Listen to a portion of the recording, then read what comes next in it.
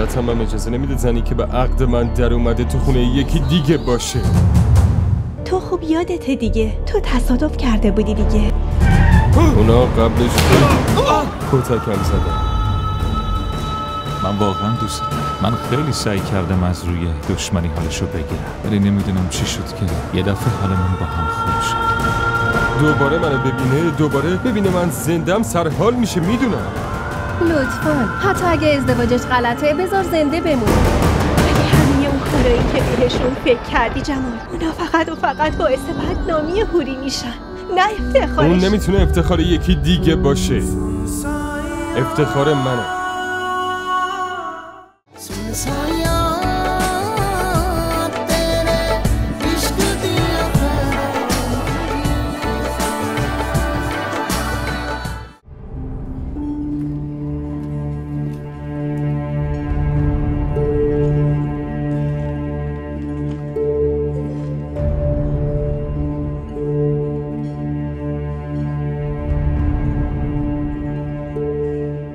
اصغر؟ جمال؟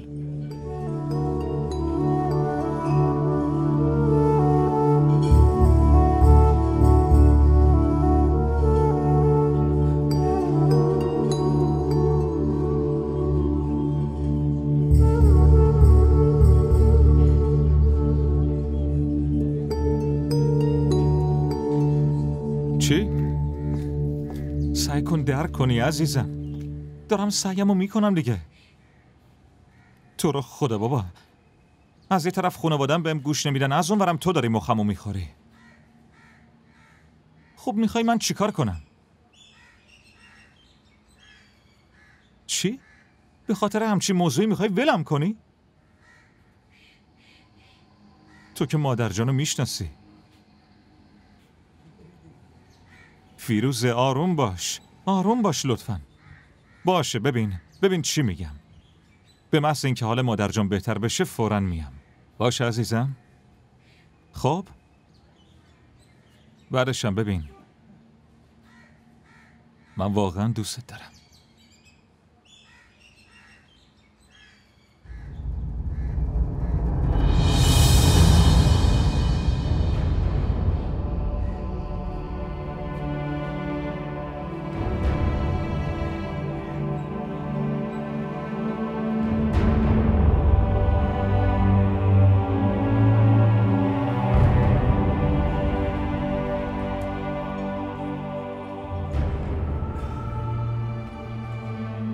جمال جان، ما نمیدونستیم چی کار کنیم.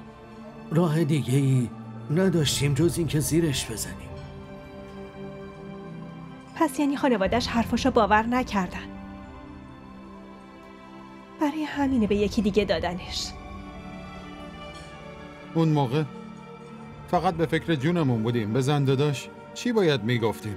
میتونستید امانتم رو بفرستید روستامون. جمال جان، وقتی معلوم نبود تا زنده یا مرده چطوری میفرستادیمش روستا؟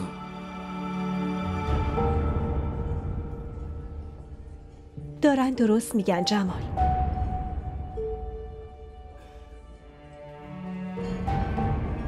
اگه اینا عقب نمیکشیدن ممکن بود براشون دردسر درست میشد.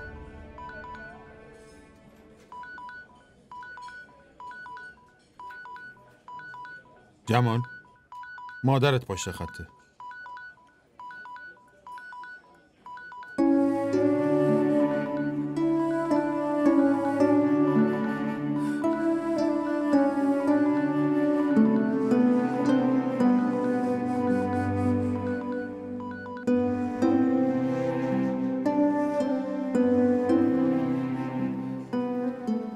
مامان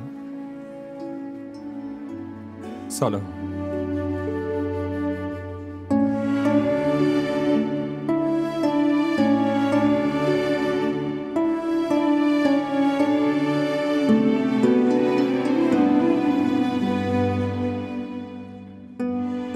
مادر جمال بود؟ بله، بیچاره هر روز زنگ میزنه حال جمال رو میپرسه. تا جمال اومد فوراً بهش پیام دادم.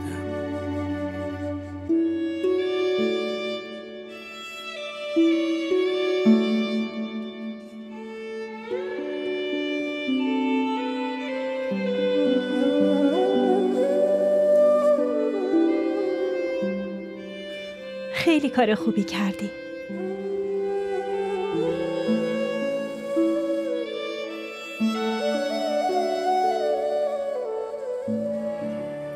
برام دعا کن مامان.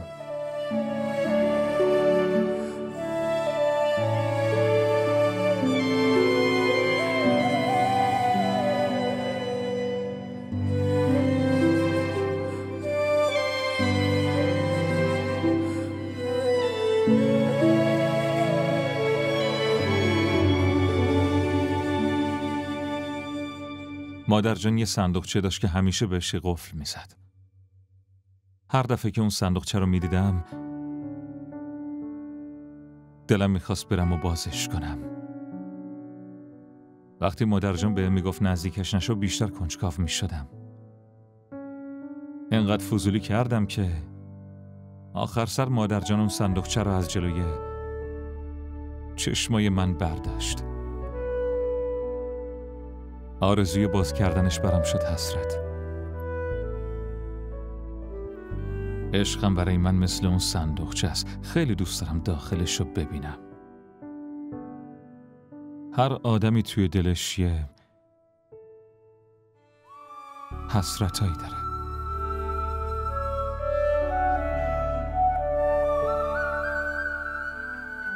نمیخوام حسرت اون صندوقچه و اون عشق تا ابد رو دلم بمونه و از دنیا برم. اسم این صندوقچه چیه؟ فیروزه. درست مثل اسمش یه دختر زیباست و مغرور. تو هم همینی.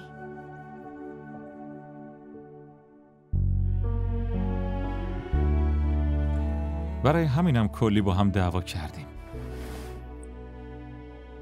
من خیلی سعی کردم از روی دشمنی حالشو بگیرم، ولی نمیدونم چی شد که یه دفعه حالمون با هم خوب شد.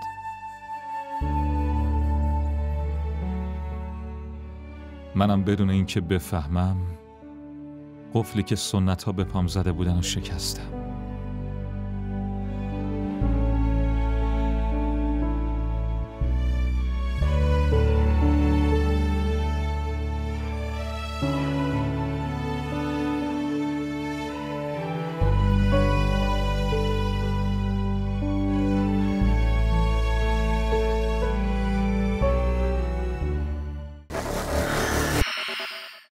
چی فکر کردی جمال؟ همه این حرفا رو برای این بهت زدم که میترسم باهات بیام؟ نه جمال، به خاطر عشقی که به هوری داری، به خاطر اون عشق حتی به فکر جونت هم نباش. ولی همه اون کارایی که بهشون فکر کردی جمال، اونا فقط و فقط باعث بدنامی هوری میشن، نه افتخارش. اون نمیتونه افتخار یکی دیگه باشه. افتخار منه. سعی کن بفهمی اینجا روستاتون نیست جمال، که بخوای یه سری مردم سنگدل رو با حرفای قشنگ نرم کنی. الان موضوع عشق توه جمال. هرچی بیشتر برای برد سعی کنی.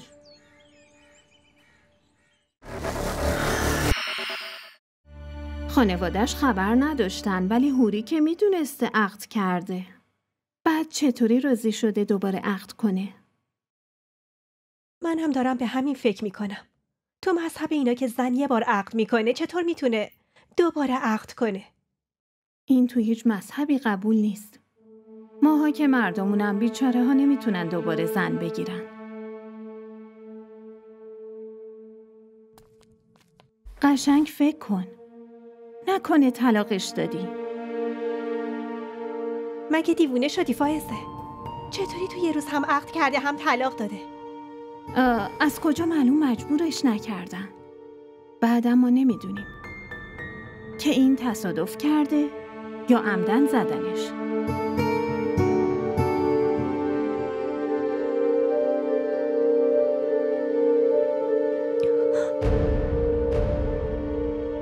جمال، تو خوب یادته دیگه. تو تصادف کرده بودی دیگه.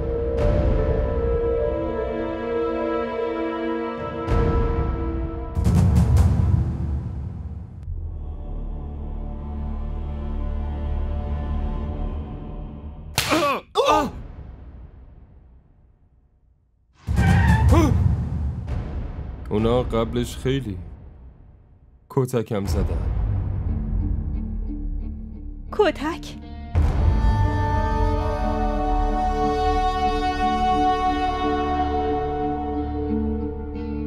پلیسا رو میگم. پلیسا خیلی کتکم زدن. پس همون.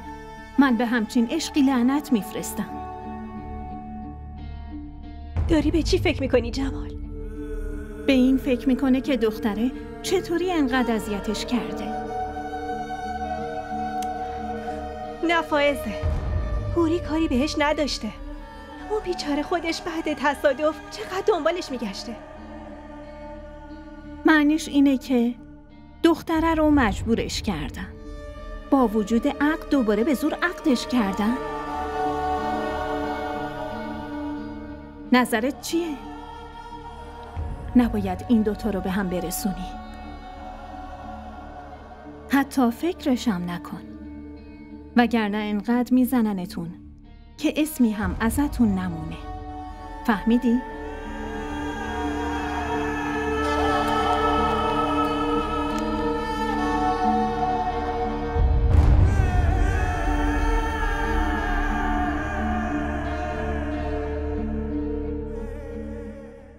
منو ببخش. شرمنده، به خاطر من خیلی بهت ظلم شد. خب به تو هم خیلی ظلم شدی.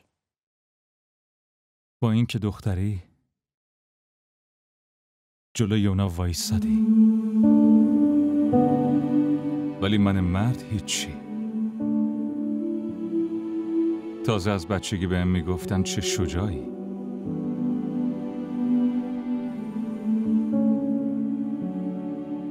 همه شجاعت منو تحسین میکردن. من، خانواده‌ام، فامیلا، همه کسایی که میشناسم. این که به خاطر یکی چیا سر اون یکی اومد. اگه بخوایم دنبالش بریم منم خیلی باید احساس گناه داشته باشم شهمیر. واسه همین بهتره این حرفا رو الان بذاریم کنار. جای اینکه غلطامونو بشماریم با شرایطی که الان هست کنار بیاییم با هم دیگه. ولی بازم هوری، من که گفتم بهت خودتو مقصر ندون اصلا. این چیزا پیش میاد.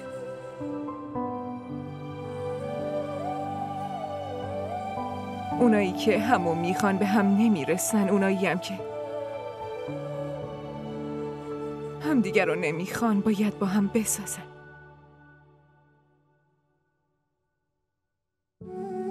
گل، شاخه، تیغ، همشون کنار هم قشنگه.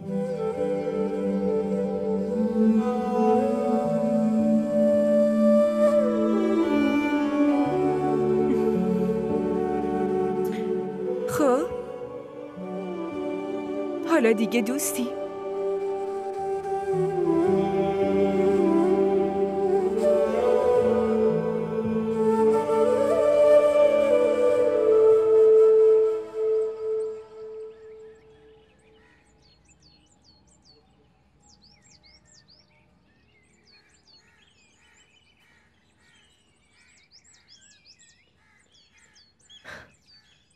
بشین جمال. بهت نگفته بودم که بیایم اینجا؟ حالا بگیر بشین. باید باهات حرف بزنم. بشین.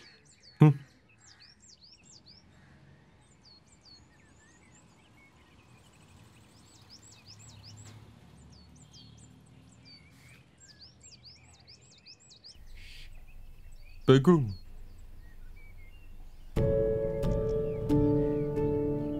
میدونی جمال، سال پیش یکی دقیقاً عین تو اینجا رو همین نیمکت دستم رو ول کرد و رفت که دست یکی دیگر رو بگیره.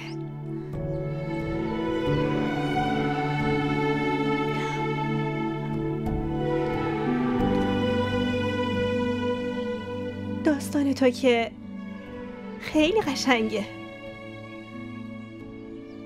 توش کسی دل کسی رو نشکنده، کسی دست کسی رو ول نکرده، کسی وسط رو جدا نشده و اون یکی رو تنها نذاشته. هرچی که شده شرایط پیش آوردتش. خیانت دیدن و ترک شدن خیلی سخت جمال. خدا رو شکر هنوز باهاش روبرو نشدی. از کتک پلیس و زخمای تصادف خیلی بدتر و دردناکتره. اونقدر وحشتناکه که نمیذاره زندگی کنی نه بمیری.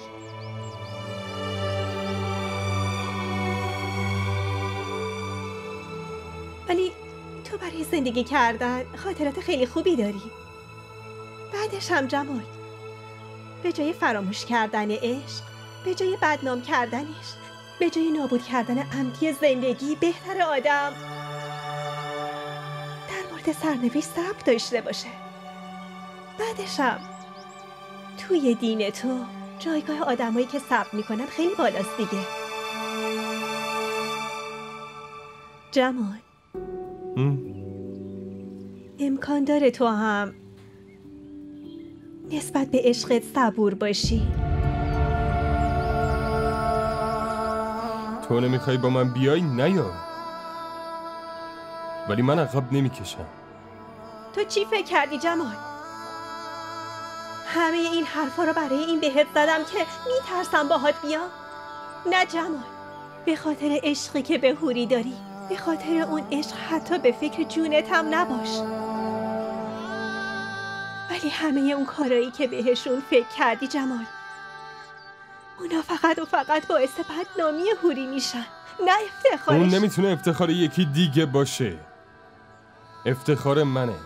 سعی کن بفهمی اینجا روستاتون نیست جمال، که بخوای یه سری مردم سنگدل رو با حرفای قشنگ نرم کنی.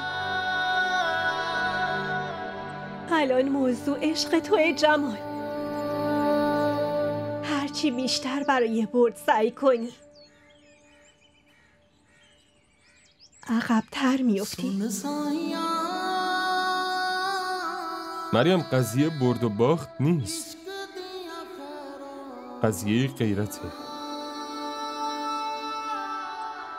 غیرتم هم اجازه نمیده زنی که به عقد من در اومده تو خونه یکی دیگه باشه. این حرفا رو نزن جمال، خواهشن نگو. تو تنهایی نمیتونی با اینا در بیفتی جمال. اون آدم معاون بهداشت ما بود. من خیلی خوب میدونم چه آدم خطرناکی و چه بلاها که میتونه سرت بیاره. اینو خودت هم خیلی خوب میدونی جمال. خواهش میکنم هوری رو فراموش کن.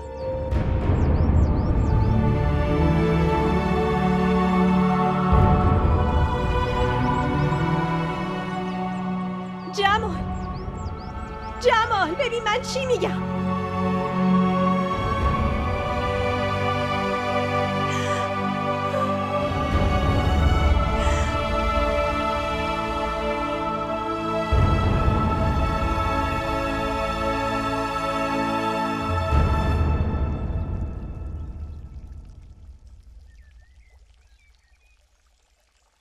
به چی فکر میکنی؟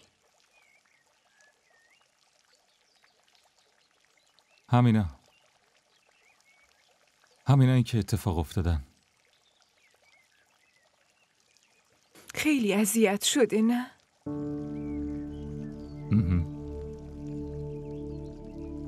ولی وقتی بهش درباره تو و رابطمون بگم، اون وقت ممکنه درک کنه.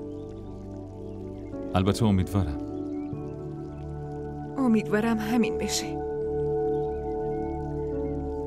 خودم راضیش میکنم.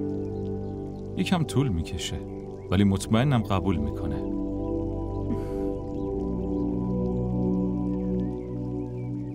اما تو چی کار میکنی؟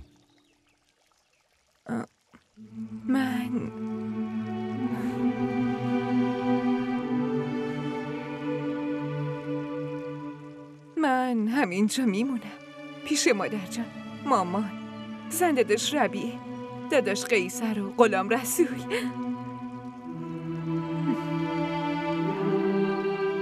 همش تقصیر منه. اگه به این ازدواج راضی نمی شدم تو هم مجبور نبودی اینجا بمونی.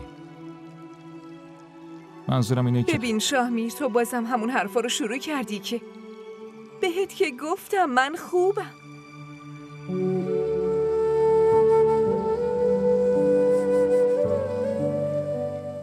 تو خیلی عوض شدی، خیلی هم خوبی.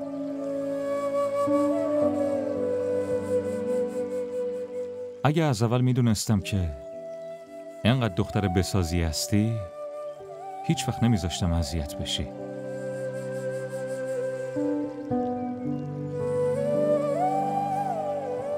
منو ببخش.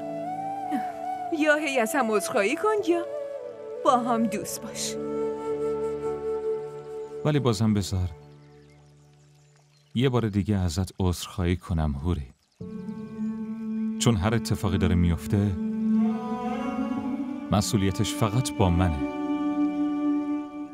همه چی تقصیر منه. نه شاهمیر، تو هیچ تقصیری نداری. شرایط طوری بود که مجبور شدی تا اینجا پیش بیای با هم. به هر حال هوری، تو لیاقت عشق و محبت رو داری.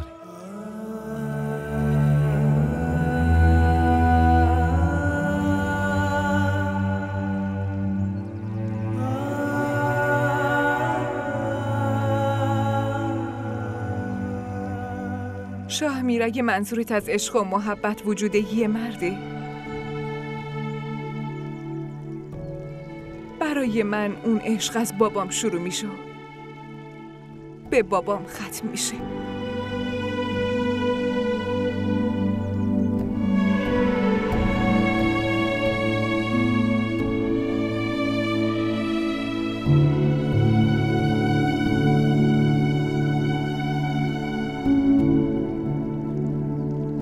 درستنش کن.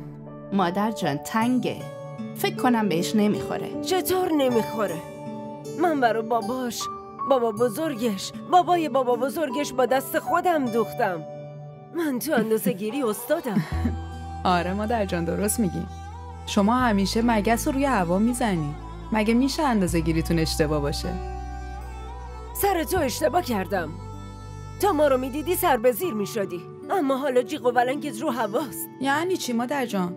تو خونه خودم نمیتونم شوخی کنم و بخندم؟ ناراحت نشو، داشتم شوخی میکردم. به خاطر نیش باز توئه که این خونه رونق داره. هوری بیا اینجا، بیا ببین چه لباس خوشگلی برای بچم دوختم. ببین چطوره؟ خیلی خوبه مادر جان. اگه زنده بودم برای بچه‌های تو هم میدوزم. بیا هوری دخترم، کجا میری؟ بشین پیش ما. مامان، باید با داداش قیصر حرف بزنم. با قیصر؟ بله، شما بشینید، من یکم دیگه میام.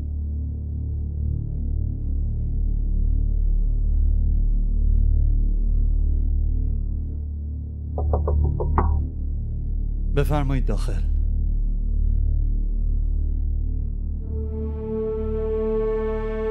داداش قیصر،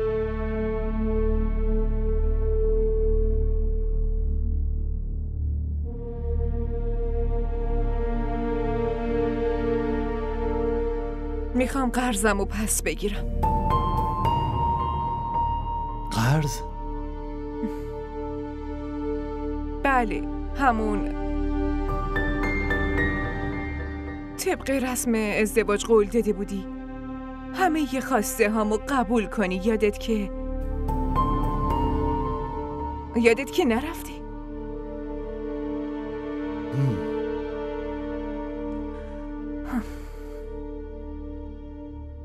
لطفاً به شاهمیر اجازه بدید از اینجا بره دیگه. که تو از نبودنش سوء استفاده کنی و بری خونه پدره. داره؟ من همچین چیزی نگفتم. پس برای چی میخوای بره؟ چون اینجا موندنش به درسش لطمه میزنه. واسه همینم خیلی ناراحته. خوشحال کردنش کار توه. ما تصمیممونو گرفتیم. فقط موقع امتحاناتشه که اجازه داره بره. اگه فقط به خاطر من میخوای اینجا زندانیش کنی و نگهش داری، به خدا ظلمه. یکم به شغلش فکر کن. آخه چی کار کنه؟ اونایی به کار فکر میکنن که بعد از درسشون میخوان کارمند بشن. شاهمیر الانش هم یه بیزینس حاضر آماده داره. قیصر داره درست میگه. اون 4 کلاس درس خونده و همچین شرکت بزرگی رو میچرخونه. پس شاهمیرم میتونه. ولی مادر جان این درسته که به خاطر محبتش همچین قیمت زیادی رو ازش بخوایم که همه علایقش رو بذاره کنار؟ قیمتی ترین چیز برای ما آبروی خانواده است.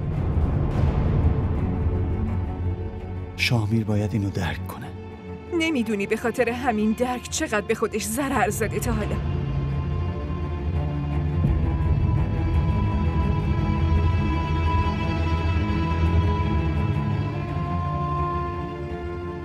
سعی کن منظور هوری رو بفهمی.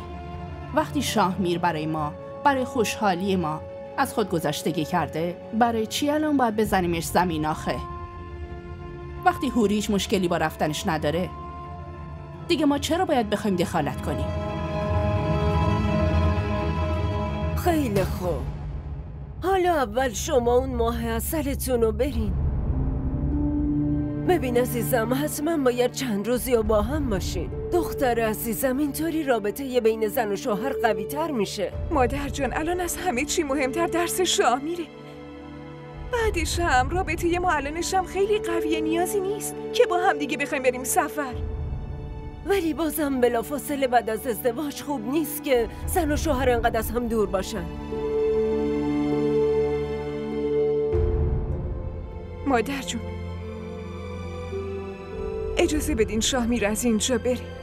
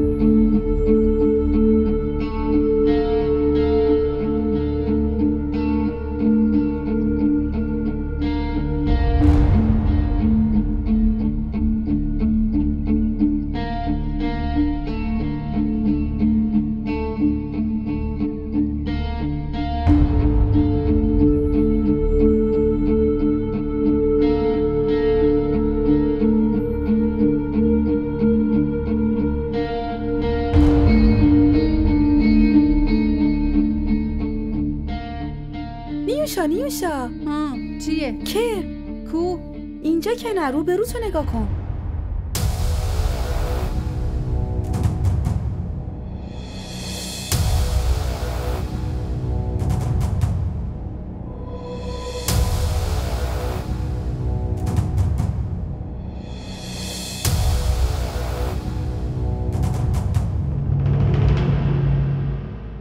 قبول دارم جمال، در حقت ظلم شده. ولی الان اگه بخوای هوری رو ببینی، از قبلا برای دوتاتون بدتر میشه. هیچی برام مهم نیست. فقط هوری برام مهمه. ببخشید. منم واسه همین میگم جمال. اون با بدبختی خودشو جمع و جور کرده. میخوای دوباره ببینیش و اذیتش کنی؟ نیوشا باور کن، من همه چیو درست میکنم. دوباره منو ببینه، دوباره ببینه من زندم، سرحال میشه. میدونم. منم همینو نمیخوام. معنی سرحال شدن رو میدونی؟ مرگ پدر و مادرش، مرگ ازدواجش. اون الان با یکی دیگه وصلت کرده.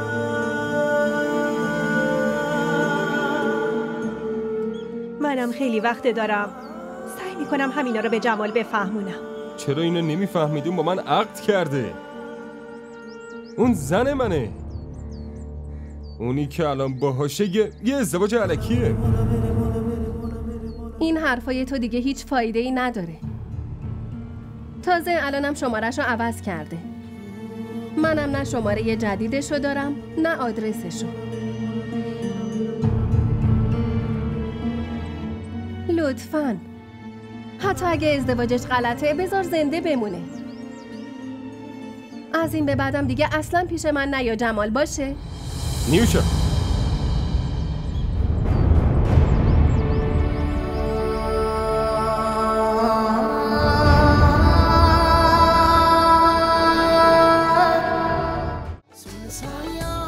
اگه از این قسمت خوشتون اومد برای دوستاتون هم بفرستید.